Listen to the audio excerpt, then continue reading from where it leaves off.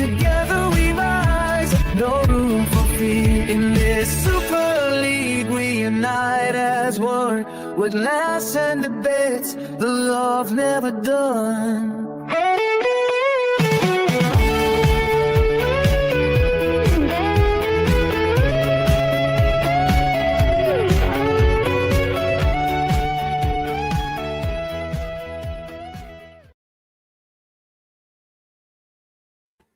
Welcome back to Two Yachts for a Set podcast, powered by Acorn Joinery Leeds. We're joined with a guest this week. You might recognise him if you're a Leeds United faithful from Imagine Not Being Leeds. We've got Matty Foster, Jordan's brother. How are you doing, mate? I'm good, Gaz. How are you? Thanks for inviting me on, lad. Cheers. No, it's our pleasure, we've already got people in the chat here. Sarah and Teenage Warrior, welcome. Please feel free to tell us how good or bad we are. Yep, Carl, results from this week then. Yeah, thanks, Gaz. First of all, Matty, just get a bit of background on yourself, pal. Obviously, Leeds born and bred. I know you got your own commitments with a football podcast, mate. Where did the rugby league journey start from you, for obviously being a Rhinos supporter? Obviously, you'll know from our Jordan, mate. Big Leeds United fan for myself, but rugby's sort of where, we got brought up with family, season ticket holder at Edenley for pretty much all my childhood. A lot of Wembley trips, a lot of Wembley defeats, a lot of grand final, Old Trafford trips, a lot of grand final wins. So up and down that 62 quite a few times growing up, which were nice. But yeah, we were blessed, weren't we, growing up, especially toward, my teens and beyond to sort of some really good sides at Leeds. But yeah, the family, my mum used to work at Rhinos for a fair few years as well, which were nice. I even wore the Ronnie Rhino suit a few times as well when she brought that up, McLean it. So yeah, we've had it was rife in our house for rugby league, mate. But if I'm honest, Leeds United's always been sort of like right up there for me. But rugby's been something that my family just sort of passed on. So it's a great sport.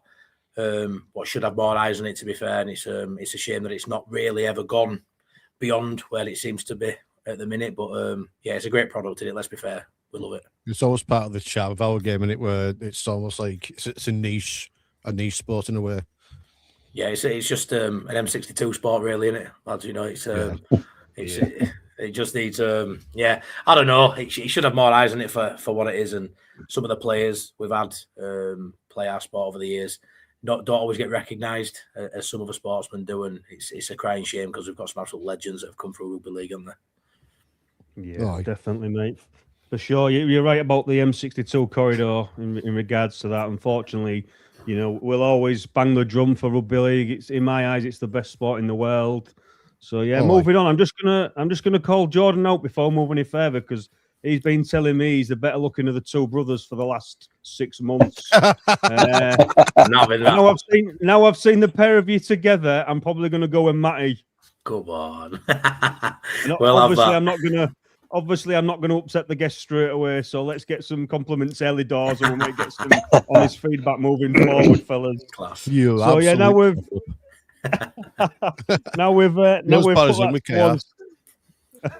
yeah, well, Jordan's second team, all the watchers and listeners know that, don't they? That's for sure. Yeah. So yeah, now we've parked that one up. We'll get straight on with the round 5 results.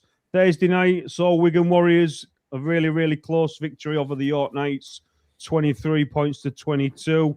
I mean, Gaz, you called it last week that you thought Knights might, tip it. Was that sort of in hope rather than expectation? And in the end, mate, you weren't far off. I think it was in hope. You do want to see like these teams come up. You want to see them do well. And I put up a video out there on my own socials, point respects on the name and what Applegarth and Good Charlie are doing. It's mad what they're doing. I know Wigan have got players out, like key players out, but they're showing a lot of fight there. York, I've got a lot of respect for them. Yeah, we sort of bang the drum every week, don't we? With the 3 new promoted teams, York, Bradford, and Toulouse, and they've ran Wigan close. Obviously, they took us to the cleaners in the first game of the Super League game. And I think, barring the Rhinos game, they've pretty much competed in every game, Jordan, haven't they? So it's a credit. You don't win anything after 5 rounds, obviously, but moving forward, it surely stands them in good stead. Unless you're Warrington. Yeah, unless you're the Wire, obviously. Yeah, no, they're doing really well out there. Let's be honest. We said, didn't we, that they'd have games where they'll hit slumps and stuff like that. But fair play to them. These promoted teams, all of them, to be fair, they're all playing well. And that's not far, is it? You know what I mean? A point against Wigan, it's not a point. Losing by a point, it's not bad, is it, for Wigan? So, we said, didn't we, last week, or I said last week, even with Bevan French and Jai Field missing, they've got Faramond, Smith, they can still do a job, and just did enough to win, didn't they? So, end of the day, this early rounds, it's a win's a win at the end of the day. Yeah, definitely. I mean, nobody would have held it against York going there and just sort of seeing how the first 20 minutes pans out, but ultimately they didn't do that. They did the opposite, and early doors, they got the first 2 tries on the board. I mean, to go there on a Thursday night, like you say, newly promoted side against, the champions from a couple of seasons ago, it's definitely nothing to be sniffed at. I don't know if you saw much of the game, Matty, but obviously the result was very, very close, mate, and that's all due respect and, credit to York. Yeah, mate, I've seen scoreline, checked on highlights, and I think it's one of those when you come up. I mean, when you're promoted in any sport, I suppose you've got that sort of like feel good factor around the club. I mean, I never thought I'd see York in Super League, if I'm honest, and I think they've been a credit to the competition so far. They've come in and they're really competitive, and I think in this game, as we'll speak about the Rhinos, you've got to show up and you've got to do the little 1% as well. You've got to go through the motions. You've got to make sure you win that battle in the middle of the field to earn the right to sort of play. And I think York are doing that. They're staying in games and they're really tough to beat. And I think they'll shock a few teams this year. I sort of looked at it and thought, surely they're going to be bottom 2.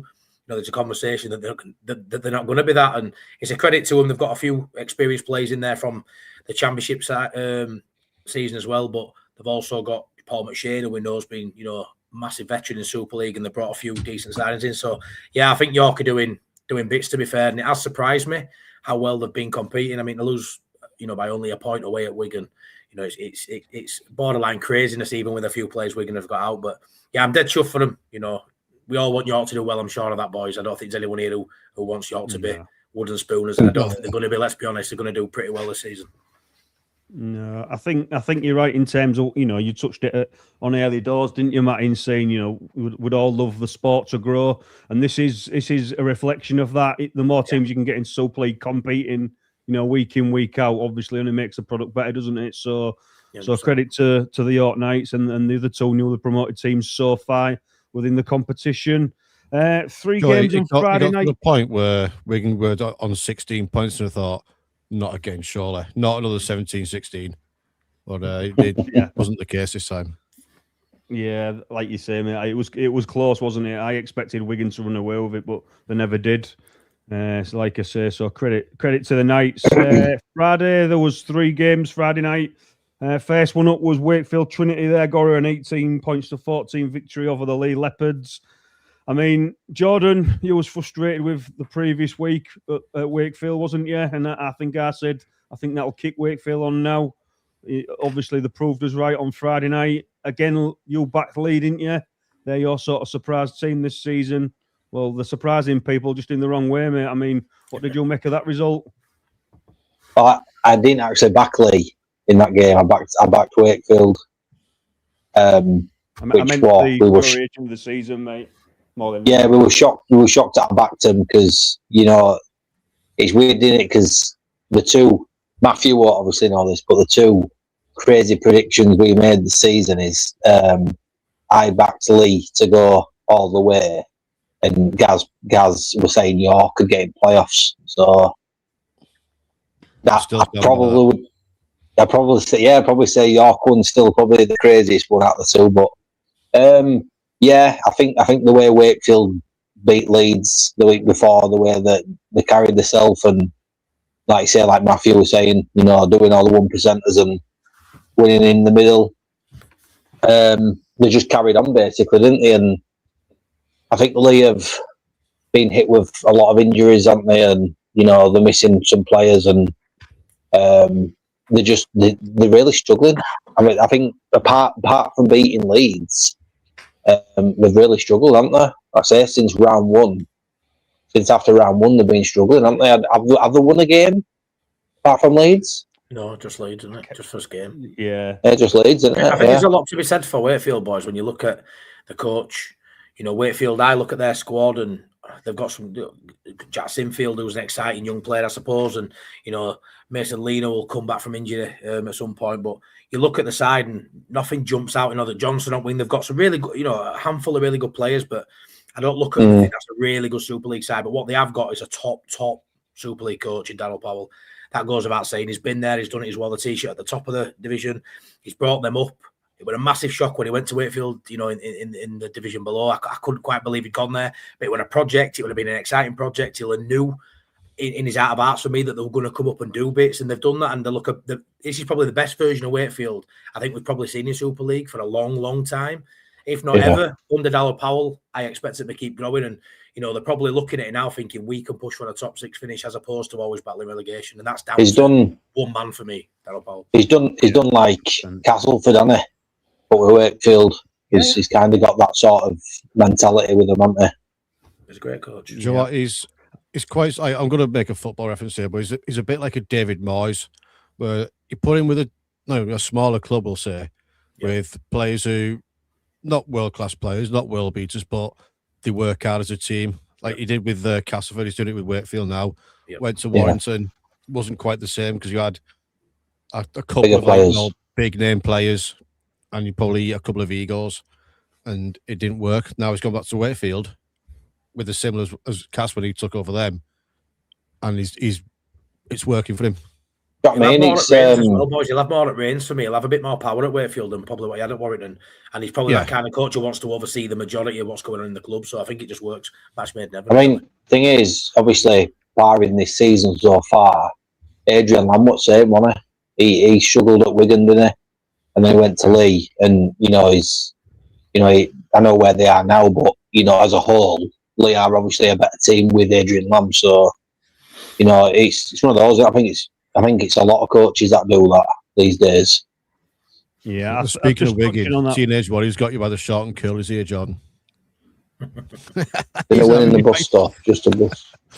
Honestly, he's a wanker. Oh,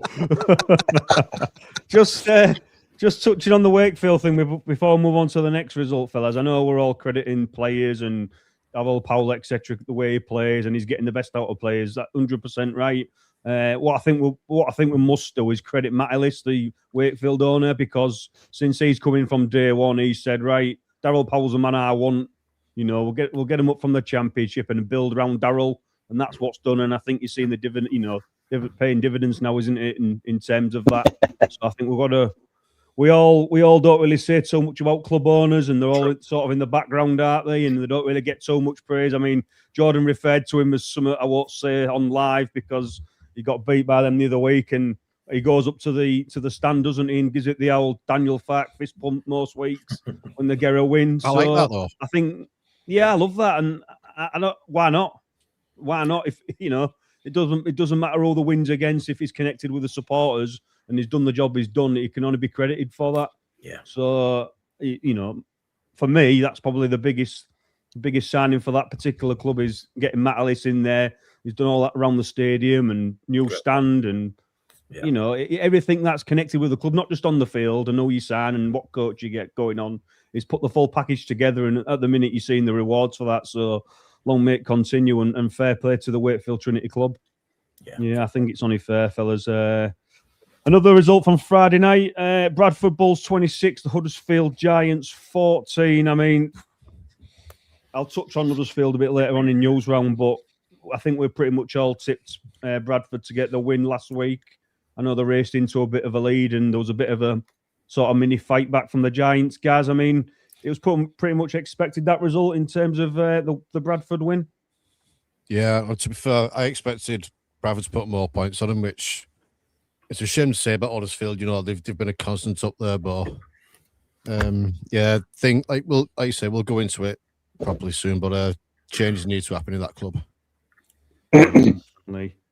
I mean, Jordan, you was giving big raps to Bradford at the beginning of the season, mate. I mean, You called it last week. You expected them to win. They did win. Was it by the margin you thought, mate, or was it less or more? What was you sort of thinking when that result came in? No, yeah, I probably did expect maybe a few more points from Bradford, but it's one of those, isn't it? Huddersfield are always going to fight in the games. You know, they've got on paper they've got an okay team. I know it's not probably a winning team sort of thing most weeks, but you know that you'll expect them to fight in the game. So I suppose it's 3 tries or whatever it was, wasn't it? So yeah, I just think Huddersfield are the new Salford this season. I think they've obviously got stuff going on, haven't they? And they're struggling. And obviously, like I say, we will touch it in news round, but there's a lot of stuff going on in back, isn't there, with things going on that with ownership and stuff. So it's hard. Yeah, it sure is, mate. Guys, moving on to your beloved St Helens, the last game on Friday night, a 30 points to 16 win over Toulouse Olympique away. I mean, I think it was 20 odd nil at half time or something? Can you sort of believe it? I think you put something in the group, but you expected them to win, but not by that much at half time. Give us the tale of the tape, mate, if you would. Well, first of all, Teenage Warrior.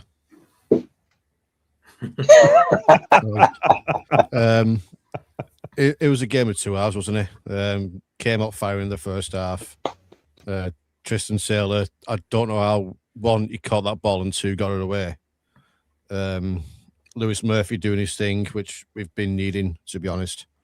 I don't know if we went to sleep in the second half or they were more organised or had a good bollocking at half time, but they got themselves back into it, but luckily for us, not enough. I mean, I don't know if you saw any of the game, Matty, but I thought it was quite impressive from St Helens, because I know they've got quite a lot of injuries and people missing in key positions. So I know people always say never write off the Saints, but to be up at half time by that score and keeping them to a 0, do you think the second half was a bit of Saints switching off, mate, and Slows having something to prove in the second half, or is that not the way you saw it? Yeah, kind of, mate. I mean, you're going over to lose. Again, I think, when you for 80 minutes, I'd expect St Helens to win against Toulouse, even though Saints are in a bit of a transitional sort of period these last couple of years out. There's sort of a lot of the old heads going and, new players coming in. And I sort of expect seeing that fixture before it's played out, Saints to win by 30 or 40, to be fair. But away at Toulouse, it's a tricky fixture. It's a bit of a banana skin that early in the season as well. You look at Toulouse and think going away to them 5 rounds in before you've sort of hit your stride. Just to win the game, I think, just to win the games, whether it's a point like Wigan beating York, which again on paper is like, only a point. I think just to get the 2 points on the board as early on as you can and start building that momentum is important. So it was a great first half by Saints. Eased off a little bit, but like I say, I think, again, you've got to give credit to Toulouse there. And they dug in and they made it a more competitive second half, which is what we want in Super League games. You don't want to see blowouts every week. If Toulouse are going to be in the competition, you want them to be bringing something to the competition, and that second half they did it. So fair play to them, lads. Yeah, it's like I said to these two on the day as well. That second half was more like the game I expected, where it was a bit more like tough and digging, like a dogged game. Yeah, that's it. I mean, and Teenage Warrior, don't be getting cocky. We still got to play us on Good Friday yet. And I'll come falling out water. Oh God, I'll go and troll him. Getting dog shit posted through his letterbox. Just like a certain KR fan's going to get it if we beat them on Friday. Yeah. Gaz, you're like the female version of a Karen, aren't you? The female Karen, mate, that makes sense. You're like Karen is the female version. Well, I suppose it all depends what you identify as these days, doesn't it? So, I mean, good point. Make it. I just like getting the old fishing rod out and. Yeah. Teenage Warrior's giving you some ambition, also, and he's ammunition. Sorry. Yeah, well, listen, right. I'll let my team do the talking. Bring it on, Gaz. Anyway, listen, well done on a 30 points to 16 win, Gaz, mate. Thank you. You deserve them early points away in France. It's 2 games on Saturday, fellas. Not great from my side, to be honest. They got beat. People text me saying, "Oh yeah, they could have nicked it in the last minute," and all. Yeah, they could have, would have, should have. ultimately on the day there wasn't good enough. Hull KR went down to a 26 points to 20 defeat to the Catalan Dragons away in the south of France. I think, Jordan, you made some comments, if buts and maybes.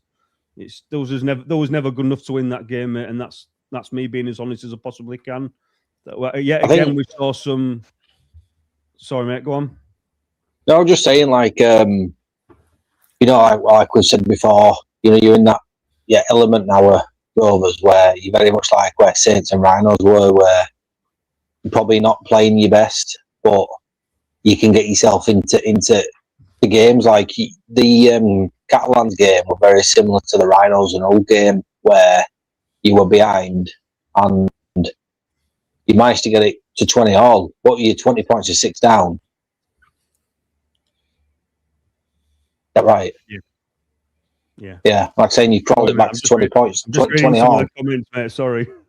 No, you're fine. I think when it comes to OKR, Carl, you look at it and you've been a brilliant side for the last few years. Me and our last joke, like OKR are our second team. We just enjoy watching OKR play. I think Peters has been a revelation for you. Just a really good side. Some of the players you've had, obviously Ryan Noble there a few years, last year, and I just like your team. I like how you play. I like your stadium. I like everything about OKR. They're just a club that's done it right. But I look at it this season and think, you've won everything. You are now every other team's cup final. No, we've been there as Rhinos fans. Yeah. You are on the pedestal and you're going to be knocked at. And if you aren't on the money every single week, you best believe that 10-15% every other side is going to come and they're going to put it on. If you just off it, you'll get beaten. All of a sudden, to see you languishing down towards bottom end, it's mental. But I also think we've seen it happen loads of times. I think Leeds are struggling a little bit with it now, which we'll get on to about that higher Vegas. Now you've had the World Cup Challenge and Vegas. You've had you sort of climbed Mount Everest twice and they don't come down. So I don't know if it's just. I don't know if you see more in it, Carl, seeing the ins and outs of the club on the daily. Is there something going on? Are players just out of form, or is it just? Or are you hoping it's just? We've had two big moments already in the first month or two of season, and it's just sort of finding an equilibrium again where we can go right now. We're back at Super League, get his head on it, and do you think it's just a shortcoming in form and it will change, or is there something bigger going on, Carl? No, I don't think it's nothing to worry about so much, mate. I think there's lots happened between now and January, hasn't there? A lot of water's gone under the bridge, so to speak. So I just think they're not really clicking. They're not the defensive way it needs to be right now. Now, don't get me wrong. I'd rather have some poor results early on in the season rather than back end when it can cost you the most. I just think there's a couple of players where they're not doing the job to full potential, or not what we've seen in the past. Willie Peters has come out numerous times and said us defence is soft, and that references everything I say on a weekly basis. You make a good point, Matty, in terms of everybody wanting to come and chop you down off the top block. Me, Gaz, and Jordan have talked about that since they've won Challenge Cup, League Leaders, Grand Final, and obviously now world champions. That comes with a territory, mate, doesn't it? So that that's a very good point to make. I just think there's a couple of individuals within the team who are just not quite doing it. And like you say, if you're not quite doing it in a top team, you get found out, don't you? Especially when, like you say, other teams are bringing that extra 10%. It's one of those, Carl, though. I don't necessarily think that you're being beaten by like a good team or whatever, or being well beaten. I think you're very much similar to Rhinos at this moment in time, where I think, like you put it last week, where saying that we were gassed. I think you're just the same. I think you're not. I think you're losing the games on your own. You're not actually getting beaten by a great team. You're actually just, if you push another 50% in, you probably would win them games. But I don't think that you're getting well beaten and you're outplayed. I think it's basic, like you say, they're not gelling. Let's be fair, because, like Matthew said, because they had that high, they're a bit deflated. And, you won all trophies in one season. It's hard to get yourself back up again, isn't it? What I would say, if OKR play at their full potential, they beat everyone in Super League. So it is an indication when they are dropping points that it is OKR not quite play at their potential. Because, like I say, if they play to the fullest every single week, they're man for man the best team in Super League, and that's proven. So it certainly is. It certainly is that as well. Yeah. Yeah, and what I would say is, Gaz and Jordan will tell you, Matty, that I'm the most non-biased person in the world in terms of my own team because I'm probably the biggest critic. You know, when they're doing well, I'll pat them on the back, mate, and when they're not doing so well, you know, I'll pull them up and I'll say, because that's what it's all about. It's honest debates in any sport. Yeah. But what I do want to say moving forward is like, you know, I'll sit here and say that he won't good or this didn't work or defence was crap or us goal and he won't brilliant. But what I would say when I watched the game on Saturday, mate, Catalan Dragons deserve a lot of credit because they've been in a hole now for a good best part of a season. And I can just see little signs of Joel Tompkins putting his stamp on their team. And I believe if they keep at it, they'll probably be pushing for playoffs. Now, I think I'm a big believer, like I said, that, you know, credit where it's due. And it was certainly due on Saturday evening. So fair play to the Dragons and their win. The thing is, Carl, 2 as well, points. like Jordan and Matty will get this as well. When you're at the top and you're winning, like, you know, trophy after trophy, clubs will come to you and go, into these today. Need to put something on these. Yeah. And somehow they just seem to perform differently sometimes. And I keep saying it's great clubs come up to the top there, but staying there is harder than getting there. Yeah, it is, yeah. I maintain, yeah. Excuse me, fellas. Just before I move on to the next game, I've got a comment here from Teenage Warrior. I think what's happening at some players at KR are growing an ego because they became world champions. Suddenly everybody wants to beat you. And the pressure is, mate, it's a good point, mate, but every sports player's got an ego. None more so than Wigan Warriors players in the past. You know what it is, though, as well? Like our Matthew said it, you know, Rovers, it wasn't an overnight thing. You know, like when you think of Castleford in 2017 when they got to final Leeds, it was basically like a flash in pan, wasn't it? You very much still got there, do you know what I mean? You've always been in there the last few years and you were building. So the weird thing is because you won everything and you haven't had that experience of winning season after season after season, you are in that bit of a area now where you could have a really bad season and it won't be a massive shock because you're not your Wigan, you know, your St Helens, like, do you know what I mean? You haven't got like that build where you can go, right, you've won everything every season. It's one of those things. So I suppose it is hard. It is hard to kind of think of where Rovers will be by the end of the season because things can happen, can't they? So yeah, and the last thing I'll say on the subject of the minute, yeah, they're showing signs that they're improving a little bit, but only for small patches. So what I was going to say is, like, moving forward as well, it's the first time that the club's ever been in this position. Yeah.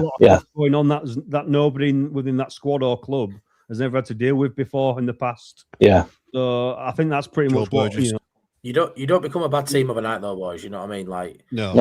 Form's temporary class is permanent, and there's some classy players at Hull KR, and I fully Hull KR only need to finish 6 boys, and they could go win grand final.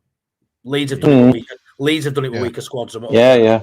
So there's no worry there. You know, looking from the outside in Hull KR, you know, it's still early days. It really is. Yeah. A couple of people 100%, but you know, you've got to play them a couple of times. You would rather get these bad results out the way now, and then make a run up.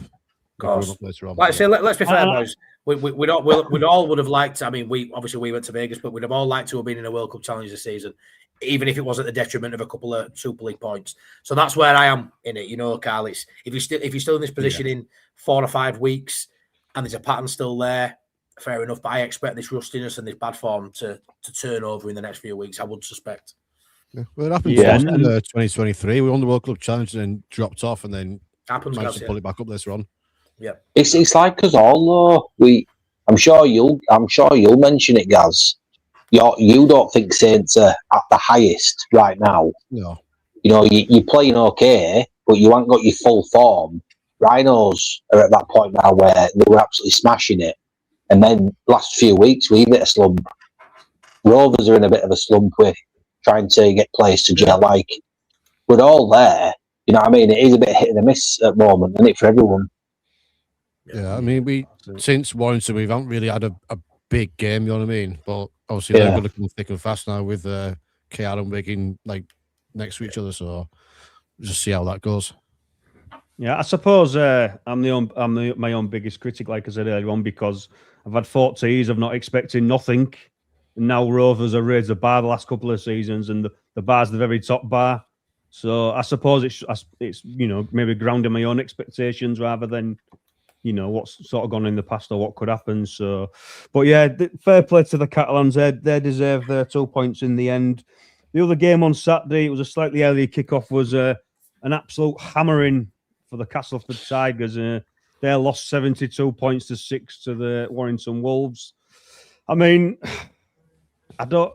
You said earlier on, Gaz, it's always Warrington's year, and it's like a joke, sort of tongue in cheek, commenting, isn't it? But I would say they are looking half decent, and you can't look too much into that Castleford result. But prior to that, mate, they have been pretty solid going forward. I mean, do we see Warrington challenging, mate?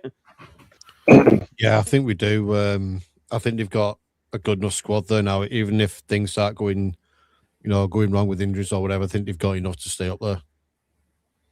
Can I jump in, boys? I watched all this game. Yeah. I thought dropping Sneed for the young lad Irwin in half-back squad, a big call, and he looks some player. Goal kicking, outstanding figure. One. He kicked them all the Challenge Cup against goal, 13 out of 13. Yeah, so, he looks a great talent. Tanganoa, I think, got 4 tries. I think, what it is with Warrington? It doesn't surprise me, lads, right? Thing is with Warrington, they'll always be the bridesmaid, they'll never be the bride. They could win the League Leaders Shield and still not make the grand final. That's what Warrington do. When they're in form, at home, they can run up 70 points. So probably, if you looked over the course of the last 10 years in Super League, they'd probably run up the most high. I'd probably say the most high scores in Super League. They'd be right up there. I've seen Warrington hit 60s and 70s on a regular basis and still end trophyless. So it's a great start for Warrington after the poor season last season under Burgess. Pressure's probably on. They always spend money. There's always an expectation at Warrington. And like we say, we joke, it's always their year. Maybe this year it will be, but it's very, very early. And they're up there. They've won every game, fair enough. But like you say, when you've got teams like Ulkiar, not quite in the stride, it's a long way to go yet. But it was a really, really good performance. But let's not forget, Castleford, for me, this season looked just as bad as Huddersfield. I think Cass, I couldn't hardly name you any players in the Cass squad. The coach looks, out of his depth for me. Is it Ryan Carr? I look at Cass and I think they'll be battling wooden spooners with Huddersfield. They're probably just lucky that Huddersfield are in a lot worse position. But it's a shame from a Castleford's perspective as a Rhinos fan. I love that rivalry. Obviously, with Bradford not being in the Super League for years, years until now, I'm looking forward to that one. Obviously, Cass just down the road from me. It's been a feisty fixture over the years, but you go to the stadium now as an away fan, and it's just not got that bite to it anymore. Cass. The whole, the town's on its arse, really, because it's all about the rugby, and the rugby's going bad, and it has been for a few years. So it didn't surprise me. But I said to our last before kick-off, it'll be 60 points, this, and I will pretty much bang on with that. So, that's how I see Warrington. And the difference with Warrington now is they started looking at the youth, finally. Instead of going getting these marquee players, they're looking into the youth system now, and that's coming up trumps now with Kai Taylor-Way and Irwin, like you just mentioned. It was nice to see Matty Ashton as well come back and get some tries, wasn't it? Matty Ashton coming back, after 11 months out. Really good winger, mate. Really, really good player. Yeah. Plays game with a smile on his face as well, which I love about Ashton. Really good player. Yeah, pulled him up the championship as well. Yeah, they did. Yeah. Sorry, fellas, before I started coughing my guts up. I was just gonna say, Matty, like, you're totally right in what you're saying. And the problem for Warrington, for me looking, an outsider looking, has never been their attack. As all the years that have gone by, Warrington could always attack. It was always their goal line D in big games, where their asses fell out, basically. They've always been great with ball in hand, Carl, but whether they're digging and doing those hard yards in defence, it's that flashy team that can rack up points. But like you say, I'm not too sure they've got the heart. Year after year, have they got the heart and the desire to win those 1%ers, to go that extra, put in that extra tackle? I'm not too sure they have, and that's why when it comes to the big moments, they always fall short for me. Always. Yeah, 100%. 100%. I mean, what I would say, I'm not sure what Kelepi Tanganoa has to do to get a man of the match performance. Scored 4 tries and they still give it to Ashton. I mean, that's unheard of. That is, I mean, straight. I always loved Kelepi when he was at Rovers. Like, he was always one of my favourite players. Back rower, old school back rower, crashes through as many bodies as possibly can. He got some reward on Saturday with his 4 tries and still come up short with the player of the match performance. So I felt a little bit sorry for him, because that wouldn't happen in any other sport, would it? No, would it? No. So yeah, I mean, as for Castleford Tigers, like you say, Matty, they look like they're in an old Jordan. I mean, I don't want to bag Ryan Carr too much because it's early days. You know, he's been thrown in the deep end with that squad, and I know he had something like 15 players, you know, new players this season. So it is going to take a bit of time to gel, but they look like literally a load of biscuits. As soon as you ran at them, they crumbled, didn't they? Yeah, no. Thing is, Matthew probably will agree with me with this one. They should have given Maguire another year because I think Maguire were trying to build. I'm not saying it were working, but he had that very much when he were at Rovers. He had that mentality where people wanted to play for him, and he wanted to get mature in players. He wanted to get them going, and they just basically abandoned the idea and got that other. They got right, is it Carr? Yeah, got Carr in, didn't they, the Aussie? And it was just like it's one of those things where you get it with a lot of clubs, even football. You get that they just throw money or whatever into it. They want like quick success, or they want it to just happen overnight, and it's not the case. And obviously, very much like with Huddersfield, there's, like I said, there's a lot of teams I think this season that are struggling, where I think they've just thrown money at the team, or they're expecting, you know, turnarounds really quickly. And like I say, Castleford in particular, they just, yeah, they need some serious growth in that team. They need something very fast.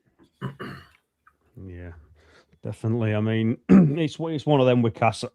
I won't criticise them too much for the reasons I've just pointed out. But if it's you get into the back end of the season and they're getting, you know, pardon the pun, dicked every week, you know, obviously they've got some trouble in the mill, haven't they?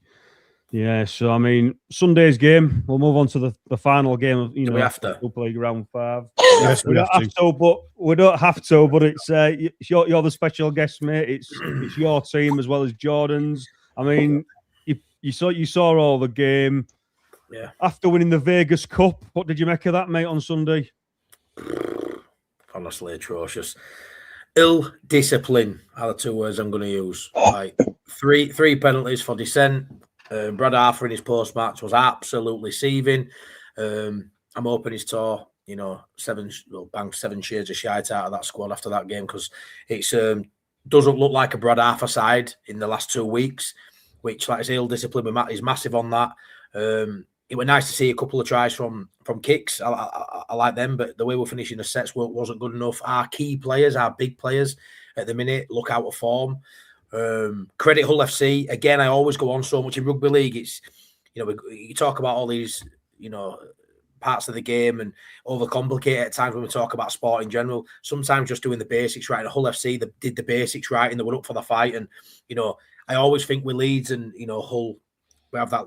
There's a little bit of bite in there at times. I think if the forwards stand up, and I think our pack left wanting really, our pack didn't stand up to theirs.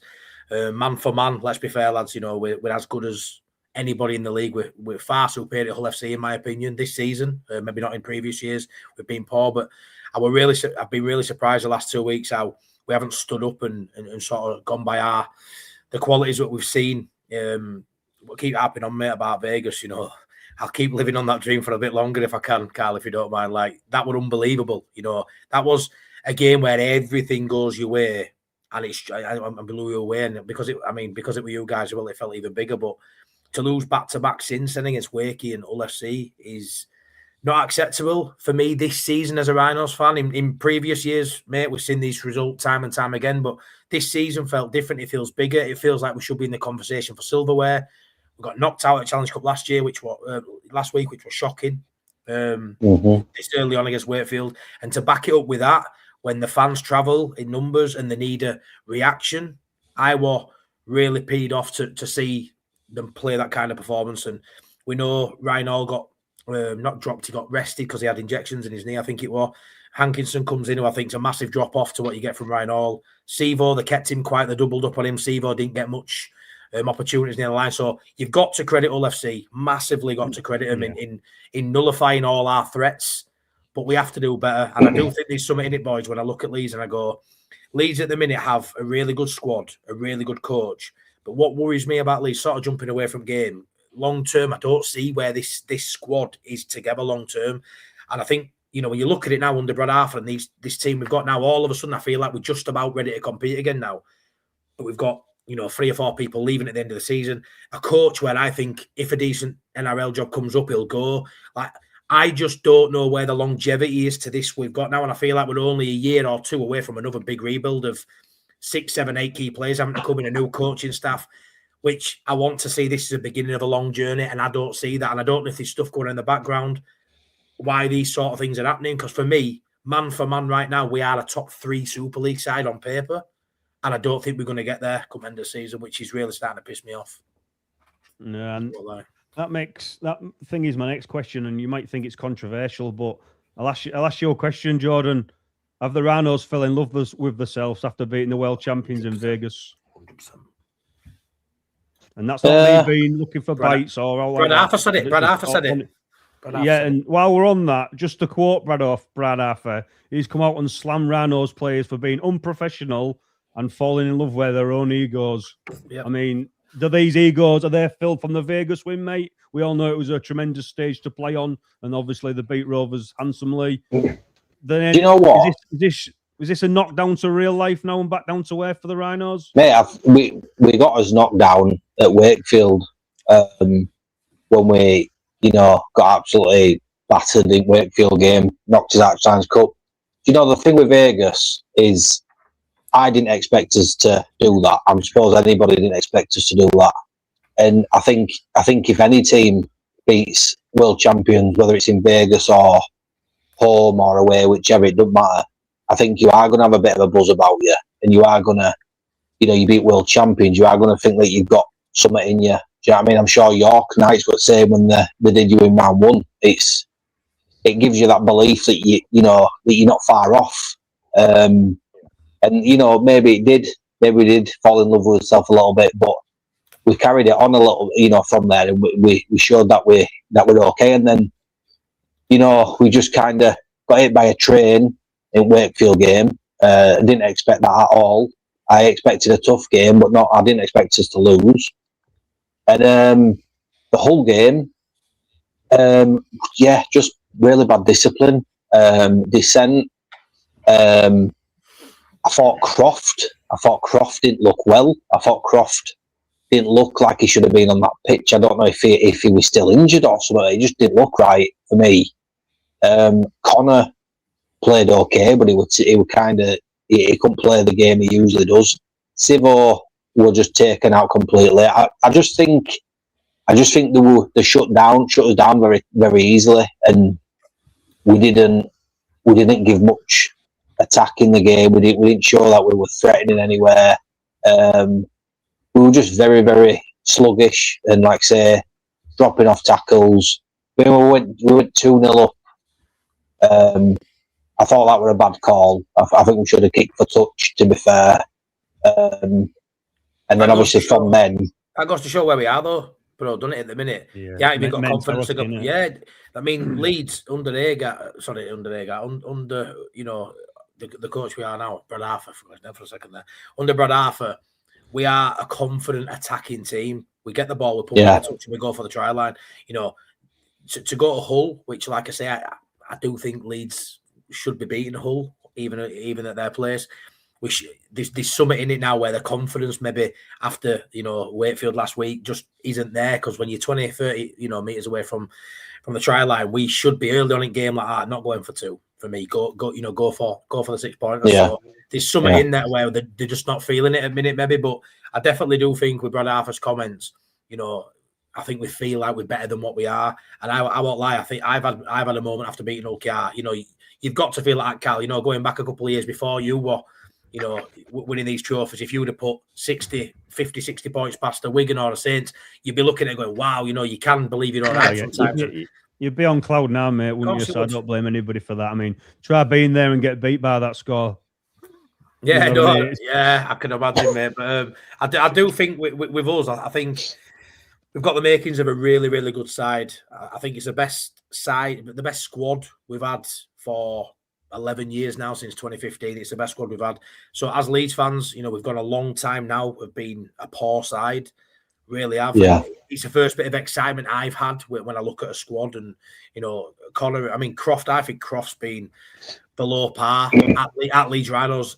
On the whole, I don't think he's been the player we thought we'd get from Salford. He should be, standing out most weeks, and he's gone under, Connor's sort of radar. So I do think we've sort of nailed recruitment. I think Sivo coming in last year, is a brilliant addition. Unfortunately got that injury. We're seeing now what he brings. I do like the fact that we've got 2 experienced wingers who may not be the blistering pace, but I like how they take the load off the forwards as well. Doing those hard yards, coming away for gaining meters.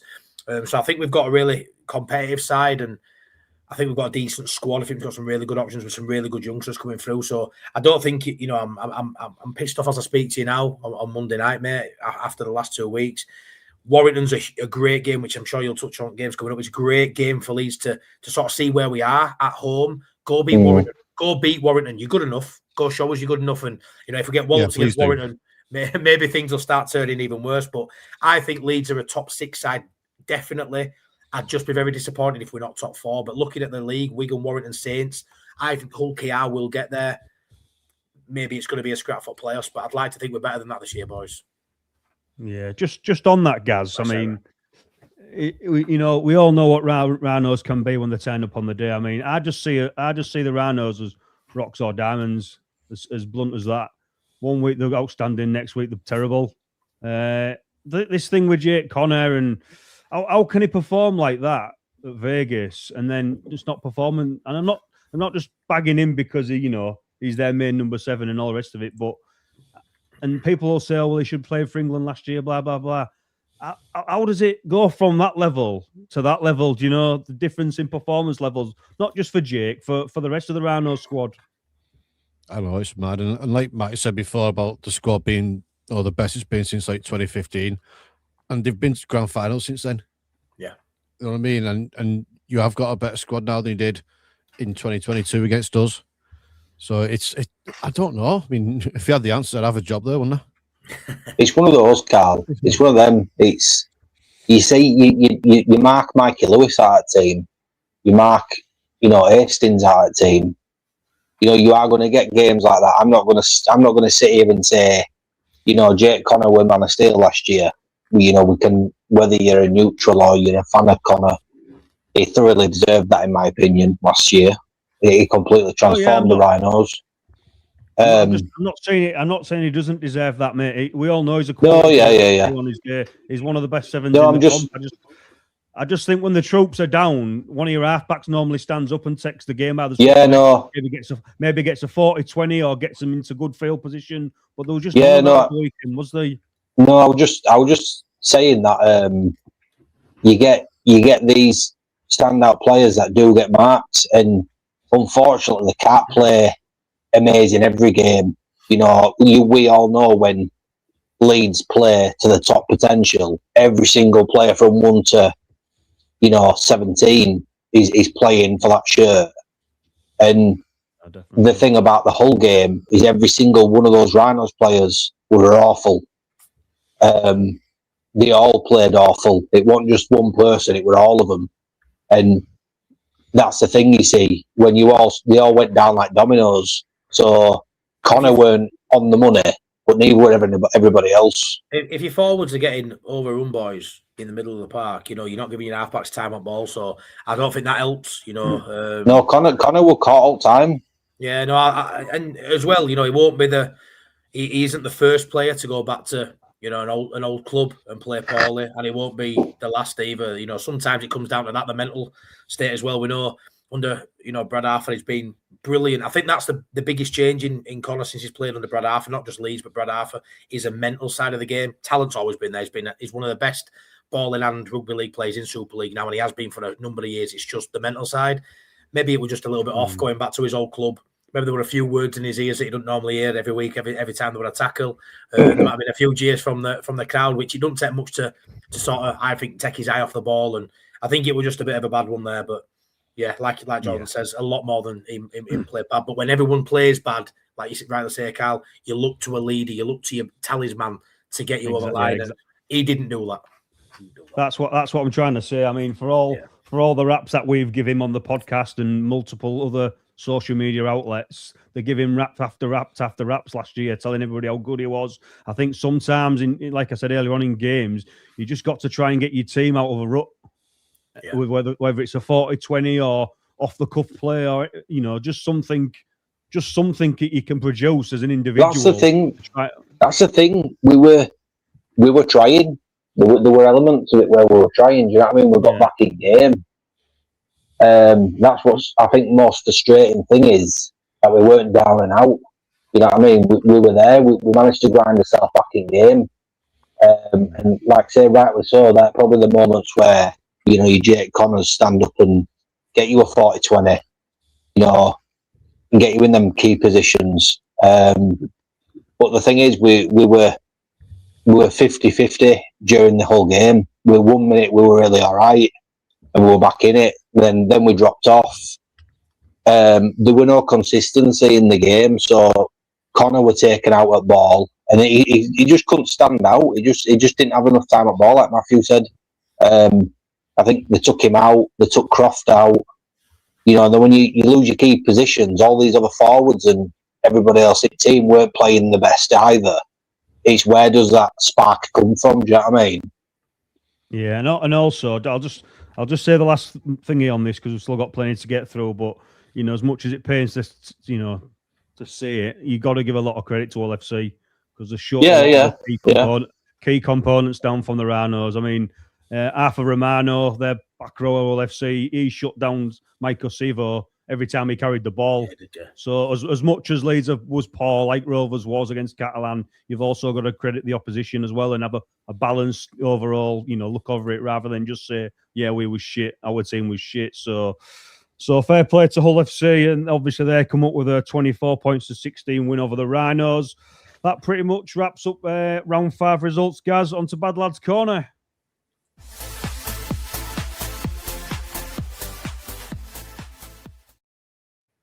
Yeah, and I think it's the first time this season no Saints players are in there.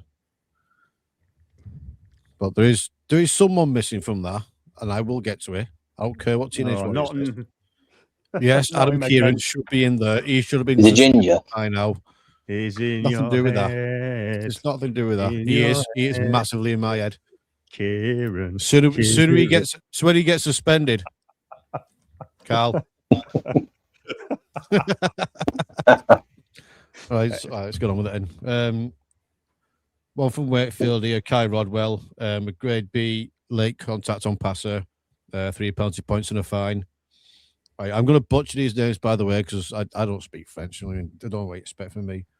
Romeo Trapi, grade A head contact to lose, 1 penalty point, no further action.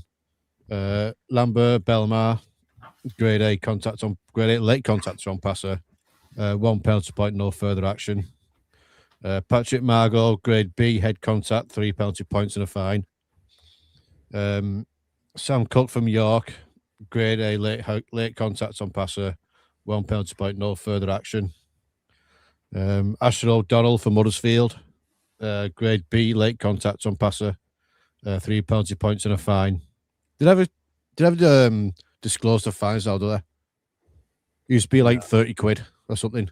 They don't want to know what's in the kitty for the end of the season. Piss up, do they? There you go. Oh, they made a fortune out of Morgan Rose in there.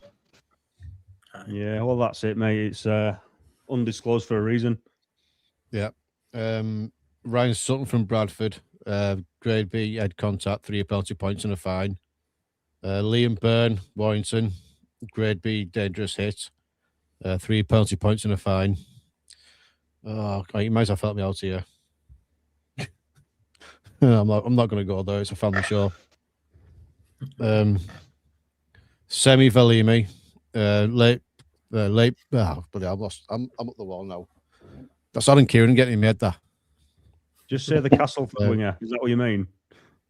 No, I'm trying to get the rest of it out. I've said that bit. All right. Grade B late contact on passer, 3 penalty points and a fine.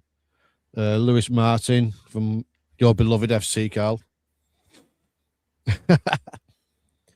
Grade A, late contact on pass and 1 penalty point, no further action. The only suspension from this week, Cade Cost. Grade C, head contact, 5 penalty points and 1 match suspension. From Rhinos, Lucky Miller. Grade B, late contact on passer, 3 penalty points and a fine. Josh Allen from Catalan. Grade A, head contact, 1 penalty point, no further action.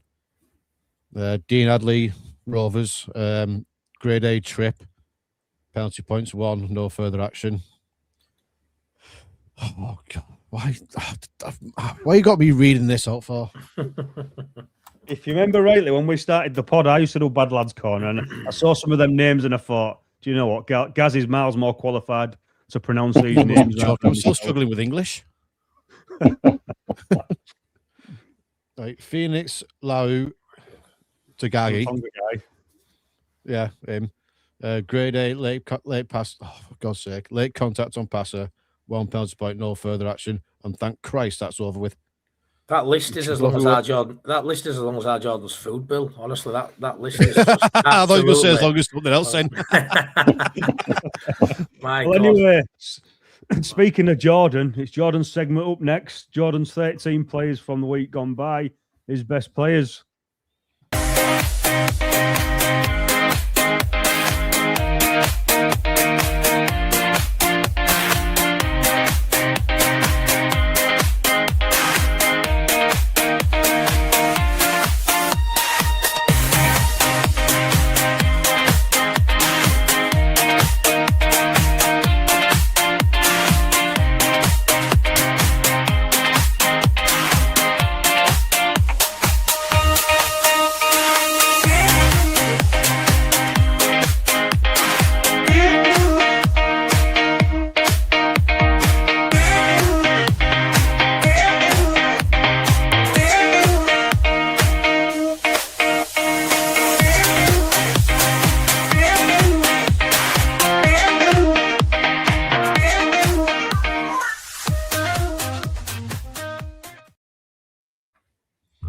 Really, John, you couldn't think of another centre.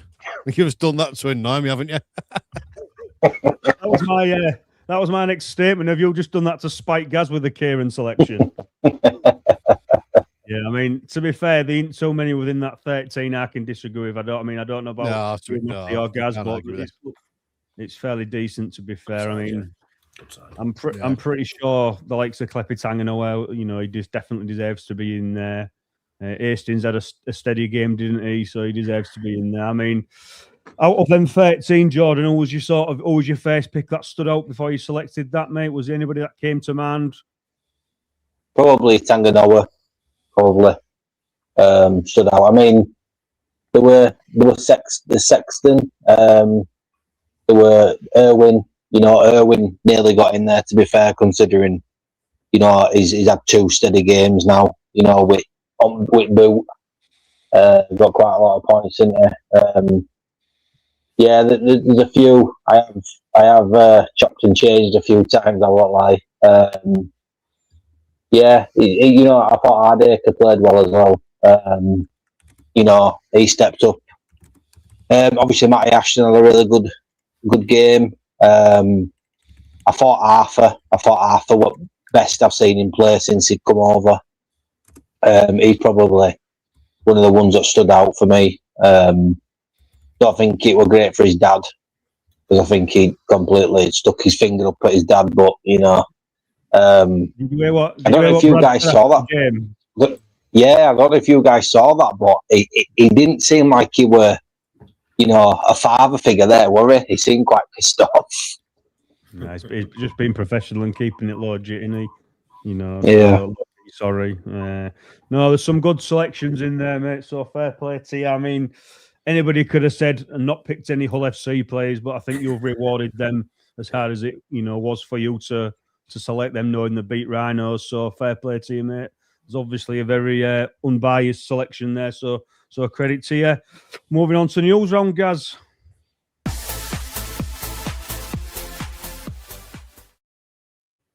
Right, I am going to start with a massive rant about the Huddersfield Giants.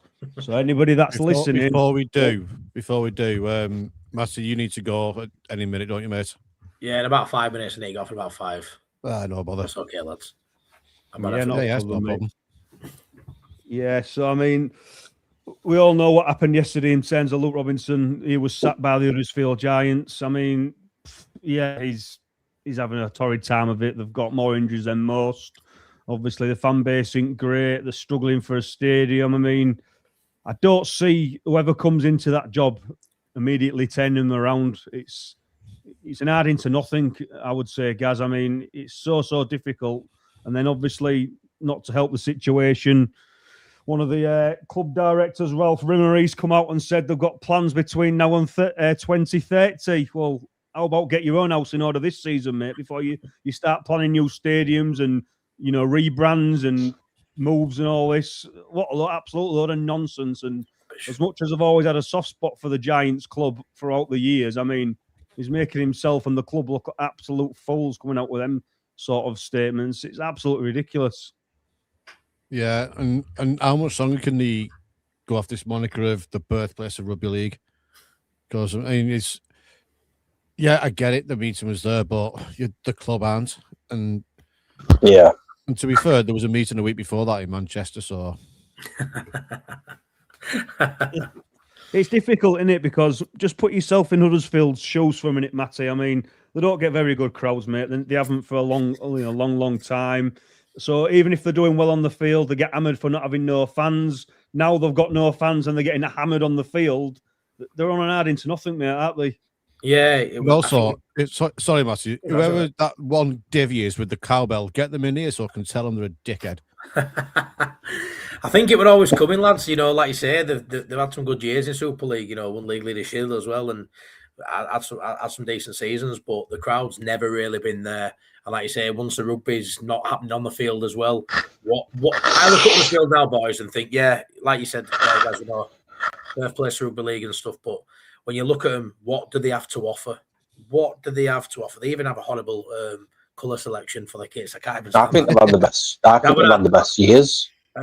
Burgundy were our school. I say Burgundy, Claret, whatever they call it. That were our school uniform colour. So I'd hate those colours anyway. But I don't know what they've got to offer Super League. I really don't. I think when you look at everyone in there now, Salford aren't no longer there. I think Huddersfield and Exton's to sort of maybe go down, which will be sad. Yeah. Like I say, they're probably the one I look at now. And I've looked at them for a few years, even before they've been this turgid on the pitch, and thought, as a rival fan, I don't know what they have to offer Super League right now. I really don't. I do agree with them, Matty, because like you say, what are they offering? And people are saying, no, these French clubs shouldn't be in there. But what you get with the French clubs, they don't bring many fans over, but you're getting a great away day weekend over there. You know what I mean? So it's, there is more there.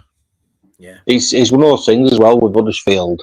It's who are they going to attract? Do you know what I mean? I'm sorry, but who wants to come and play for Huddersfield? What Aussie is going to want to come and play for?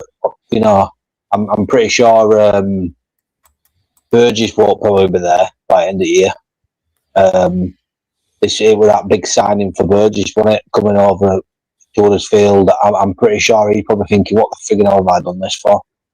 Instead of sacking Luke Robinson, they should be giving it bloody 7 shirt and saying, get back out on field, lads, because you got better than what we bloody got half a time anyway. So I'd like to, that's what I reckon they should be doing. Anyway, boys, I'm going to have to jump out. I do apologise. I ordered some tea. I was coming late from work and it's just turned up at door. So I'm a little bit late. Hey, Matty, just before you go, mate, we appreciate your input, mate. It's been a good insight into another Rhino supporters' sort of thoughts and what's gone on since Vegas, mate. So we appreciate it. No, that's fine. I'll just give me a quick score prediction for Rhinos, or a prediction of, I think we'll win it by 4. I think we come back and we get a performance which merits a win, and they get their first loss to Warrington. I'm going to predict us to win by 4. Yeah. All right, boys. Well, the stage is yours on Sunday, mate. So hopefully it's right. It is, lads. Thank you for letting me come on. Sorry, I've got to jump off a bit short. But appreciate it. Right, mate. Don't worry about that. Take care, everyone. See you later. Mate. Yeah, I cause a ruckus everywhere I go, sunshine. There's a bit of beef going on in this chat, isn't there, fellas? I mean, no more so than the Teenage Warrior starting a bit of aggro. To be further, I'm no death taxes, guys wanting to cause a ruckus with everyone. Just to close out the Huddersfield Giants situation, fellas, I mean, it's been linked today that the likes of Danny Ward, Danny Maguire, and Jamie Langley are possibly, candidates for the Huddersfield Giants job. Like I said earlier on, I'm pretty sure nobody's going to come in there and wave a magic wand and get them into the playoffs anytime soon or anything like that. So if they do survive the season, it's going to be a massive rebuild over 2, 3, 4 years possibly. So yeah, I mean, it's like I said though. Like I said though, Castleford are in the same boat. It's you've got 2 teams there that are even the newly promoted teams, which is shocking in itself. When you look at the 3 promoted teams, we should be sat here now saying York Knights, Bradford Bulls, Toulouse, bottom at league, playing absolutely terrible. They've just been promoted. You're expecting them to be them teams. You're not expecting Castleford and Huddersfield, who are well-established or were well-established Super League teams. When you consider the history behind Castleford with Danny Orr and Eager and so many players, Dean Sampson, so many players in the team, such a big history. Same with Huddersfield. It's such a shame to see where they are, but these are 2 teams now that should technically be in Championship now. Yeah, definitely. And last thing I'll say on this subject, because we've still got a bit to get through, fellas, is that anybody that's watching in the comments, if you want to, what I want to know, and probably the other 2 lads want to know as well, is it as plain and simple as Huddersfield out and another team in, i.e. London? Do we want to see Huddersfield drop out the Super League or not? So just give us a yes or no within the comments, and then we'll see what people's thoughts are moving forward. Next piece of news, we mentioned it a couple of weeks ago in terms of this new mouthguard technology for HIA assessments. I mean, there's been a bit of a malfunction within the Wakefield and League game the other night. I mean, Gaz O'Brien come up with an head knock. We caught it with Al Clark as well. Yeah, we did, mate. I mean, this is more of a malfunction. Gaz O'Brien, he comes off, because the mouthguard pulls up an HIA certain whatever the read, a certain force of reading or whatever it may be. For whatever reason, he's come off, and as he's walking down the tunnel, it's still going off. So I think that pretty much shows you that I'm not sure we can rely on this technology fully, Gaz. I mean, what's your thoughts on that? I think it's bloody daft. It's adding extra headache for no reason, isn't it? It's like putting a microchip in a footballer's shin pad to detect any kind of underlying issue or something mad like that, or putting a chip in their head. It's just stupid. There's no point in it. Yeah. What I was going to say next is that out of everybody in the Super League, and you can quote me on this, I'm pretty much sure Gaz O'Brien's probably had more head knocks than any other player within the Super League competition. So I would probably say he's more qualified than most to make the judgment if this mouth guard's working or not, because you clearly saw his frustration when he was going down the tunnel that I'm okay, but the mouth guard's telling me I'm not. So there's got to be a bit of there's got to. Yeah, I mean, how far do we go with this? Do we back it 100% and rely on it, and then players get frustrated? But it's the old argument of I'm sure that player knows more than a bloody piece of technology. He knows his body, doesn't he? And I think what's going to end up being is it'll be skull caps, it'll be mandatory, and they'll have the technology. And if someone's took a knock to the head that the referee's not seen, and this is going to absolutely destroy the game.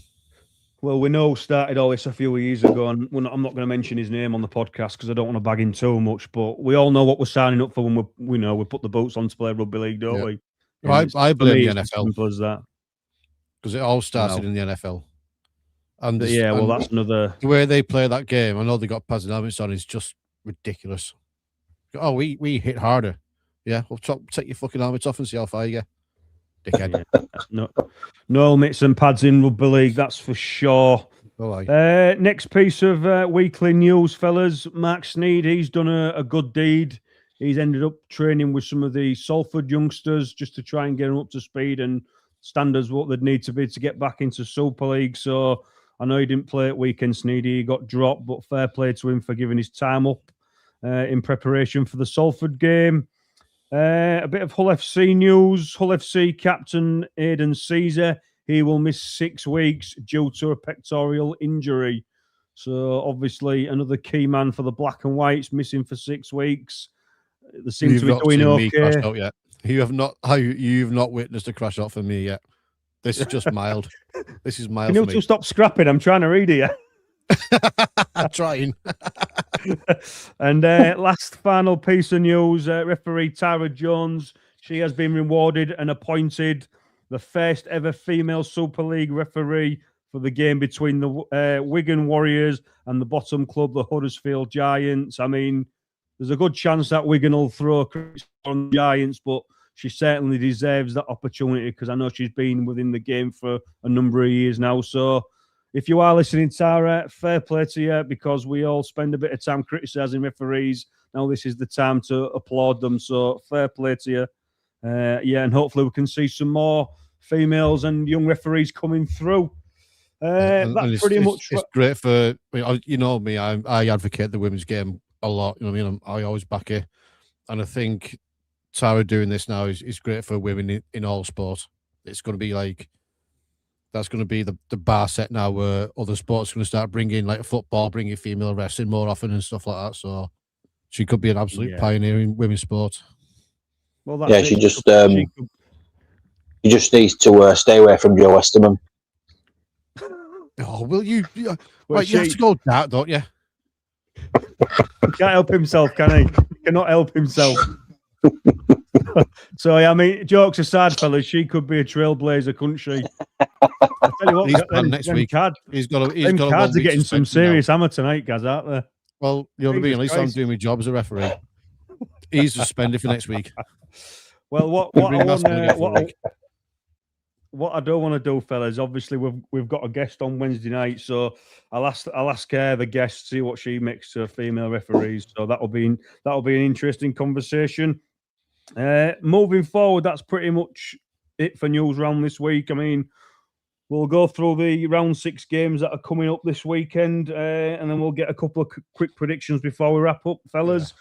Thursday night, Castleford Tigers are at home to the Bradford Bulls. Friday night, it's me versus you guys at my place. Also, Friday night, York at home to Wakefield. Saturday, Wigan versus the Huddersfield Giants.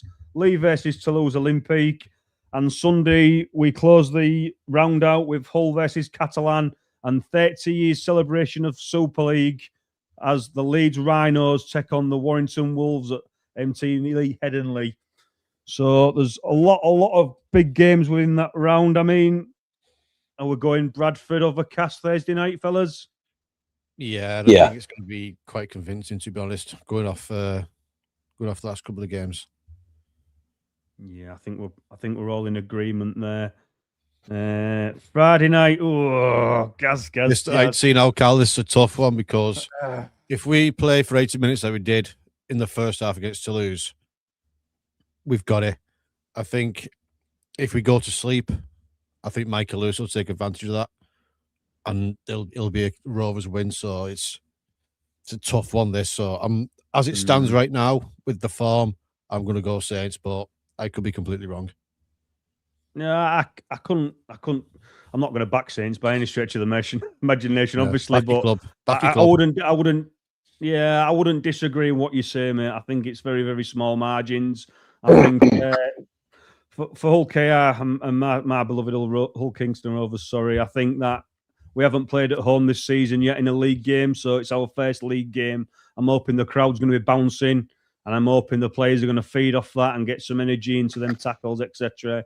And I'm hoping that will be the difference for getting the win. I mean, a more neutral opinion, Jordan, who do you see winning and why? Of course, he's got to pick Rovers. Look at him. Tell you what. Golden Point. Ooh, I don't like these. No. And I don't know who's going to do it. Get off the fence, Jordan. I was going to say, is that a fence in your living room? I can see you repairing. Golden Point. St Helens. Yeah. Well, I'm pretty sure whatever happens, it's going to be a very, very close game. I don't see the team blowing out. So, I mean, is this the first time Jordan's picked Rovers to lose this season? yeah, he's rebelling, isn't he? You know, he's jinxed it now. Look at him. He knows what he's doing. Are you saying? Yeah, so whatever happens, it'll be a close game, like I said. York or Wakefield, Gaz? Bearing in mind York are at home. Yeah. Ooh, I'll tell you what. Who's at home? York. Yes. York within a score. York within a score. It'll be a tight affair, Jordan. Who are we going with, mates? Wakefield. Wakefield. Ooh, I'm going to go Wakefield. Be a tight game. I'm going to go Wakefield. So, yeah, see what happens in that. There's 2 games on Saturday, like I said. Lee versus Toulouse. I'm going to go Lee because they're going to have to start playing at some point. Guys, who we're going with, mate? Bloody hell. Wigan. Comfortably. Say again, sorry.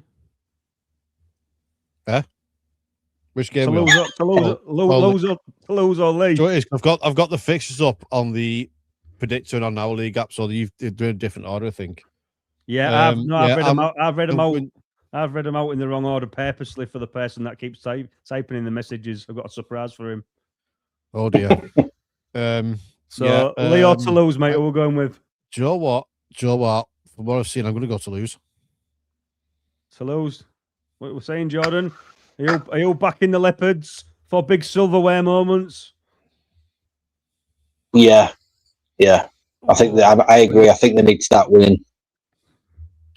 Yeah, well, I'm going to go Lee. Jordan's gone Lee. Gaz has gone Toulouse. So see what happens there. Wigan Huddersfield. I am going to go Huddersfield.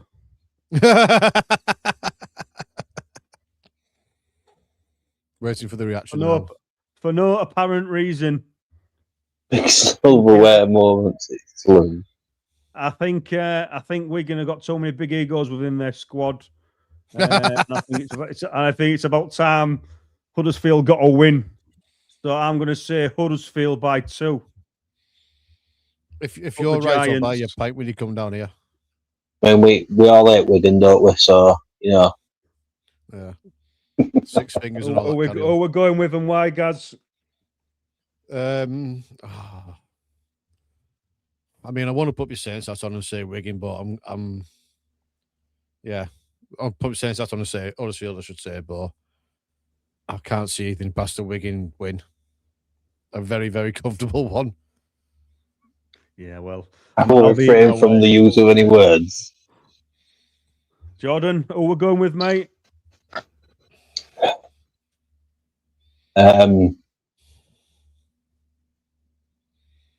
Yeah, got my Wigan on it.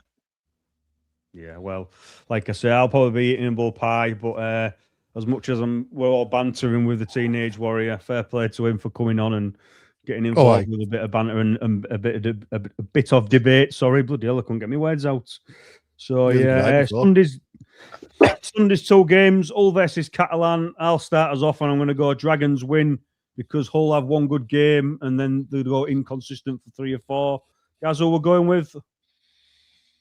Yeah, I think Catalan have got a bit more than Hull have at the minute in terms of players on the field. So, I mean, it is at Hull, but yeah, I think it'll be. I'll go Catalan. I'm going to lock that in. Yeah. Are you making it an hat trick, Jordan, or are you backing Hull FC? Nah, hat trick. Hat trick. The Dragons to do Hull FC on their own patch. And the final game of round 6, like I said earlier, 30th anniversary of Super League. The Leeds Rhinos at home to the Warrington Wolves at Headingley. I'm going to go Leeds because they need to bounce back, and I'm pretty sure Brad Arthur will put some fire in their bellies. Now he's dented the egos. Gaz, who we're going with and why? I'm going to go Leeds because I'm a Saints fan and can't stand Warrington. Do you know what? That's an absolute brilliant answer.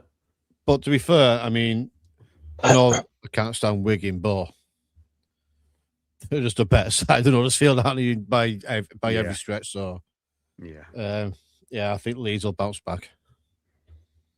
Right, Jordan. I know you're upset from last week, mate, and the Wakefield game, but surely you're backing the boys to get the result, especially being at home.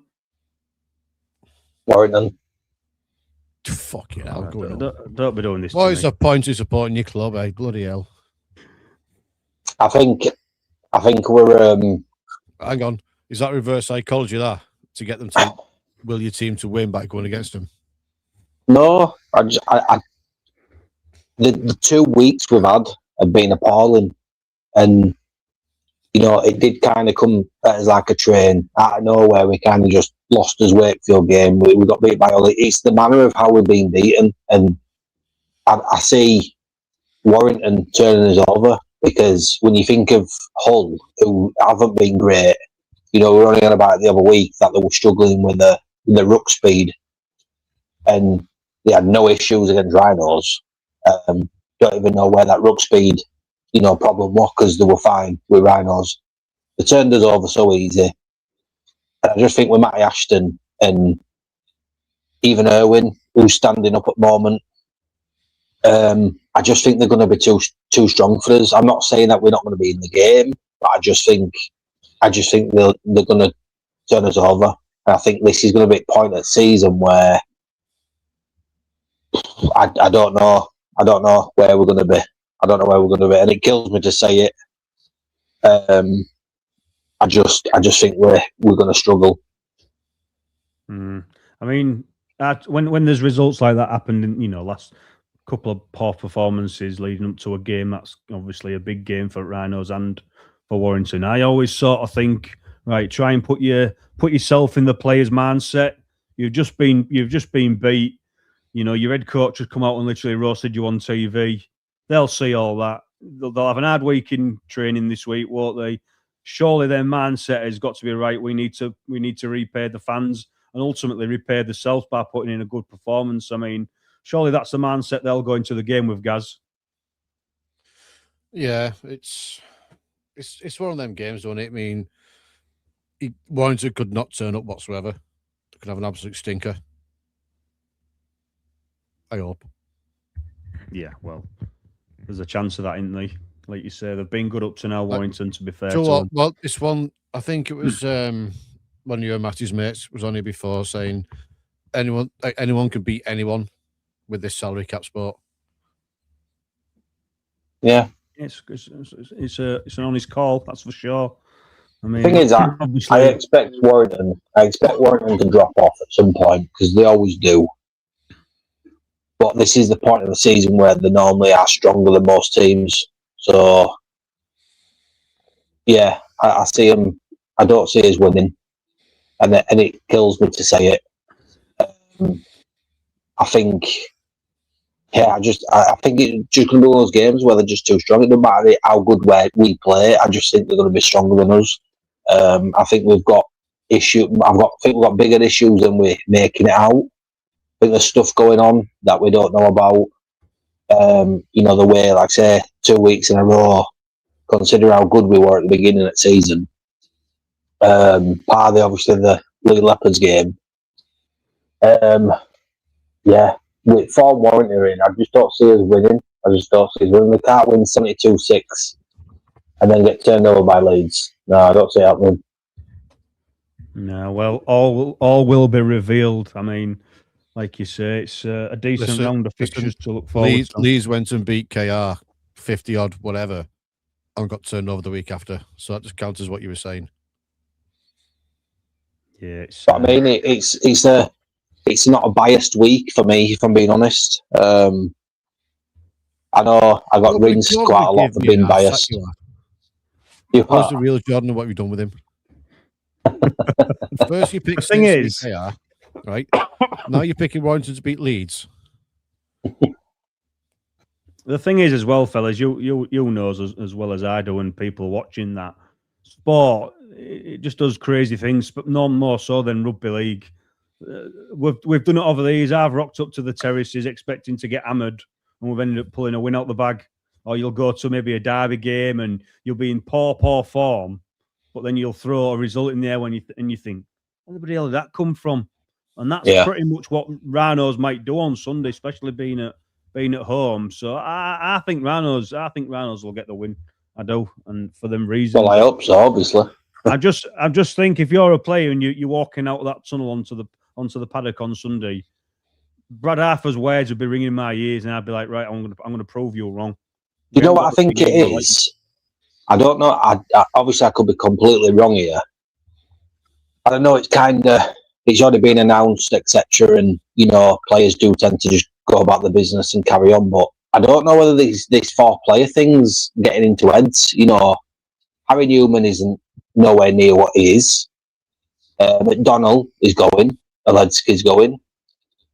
It's big as big players are leaving, and I don't know whether that mentality is kind of shook up a little bit in team. I don't know. I mean that there are big influences. That is the rest of them should be going right. We're going to turn up now, and we're going to send them off the best way possible. Yeah. Yeah. You didn't see Morgan Rose take a back step once last season. No. In fact, he's actually better. If you'll do that in rugby league, you get found out more than any other Very sport. quickly. So I'm pretty sure, and I'd put everything I own on that not being the case. I think you're probably clutching at straws, Jordan. I can see where you're coming from with that, but I don't think that is the case. I mean, players don't go out there to give half-hearted performances. So I'm pretty sure you're wrong on that, mate. And it's not necessarily the players, though. It's the other players around them. That's what I'm kind of getting at. Is when you're a big team like Leeds, and that you thought these big forwards are leaving. Is it making the whole team itself not perform? Do you know what I mean? 'Cause I remember when Leeds were losing all your golden generation. Look how much Leeds dropped. Do you know what I mean? We were bloody bottom 8s season after. Yeah. And it hit us like a train. So when you've got those big titans that are around you, and then they leave or move on or whatever, it is a big impact. It is. I don't want to sound, just before we wrap up, I don't want to sound disrespectful when I talk about the Leeds Rhinos, but really, out of them 4 players that are leaving, what are you what are you losing really? Because with the greatest respects to Mikolaj Oledsky, he's made of biscuits and probably spends more time on the sideline. So, and then Harry Newman, he's a quality player on his day, but then he's inconsistent. Yeah. So I get what you're saying, but if they'd been consistent over the last 3 or 4 years, all these 4 players, and they was up there in big games and challenging in cup finals, then I could look back and think, do you know what? Spot on that, because they're a big part of the team, a big part of a successful team. But at the moment, they're not. They're too inconsistent. And I think going back to Brad Arthur, what he says, he's right in what he's saying, isn't he? And I think that all comes together to formulate that opinion. So I mean, well, I think we'll leave that one there. But I'm pretty sure Rhinos will get a reaction and get a win, Gaz. We'll soon find out what we're at the weekend. Definitely, mate. Yeah. So so a big thanks to Matty for joining us again. Really good insight from him. This week's special guest is Saints women's superstar Amy Hardcastle, also a Rhinos player once upon a time, last year. Should be released Friday. So big thanks to everyone coming in. Teenage Willie, you're a pain in the ass, but thank you anyway. And big thanks to everyone who supported the podcast. Just keep doing what you're doing. We really appreciate everything. Massive thank you to Acorn Johnny Leeds for sponsoring the podcast. And remember, the podcast is for the fans, by the fans.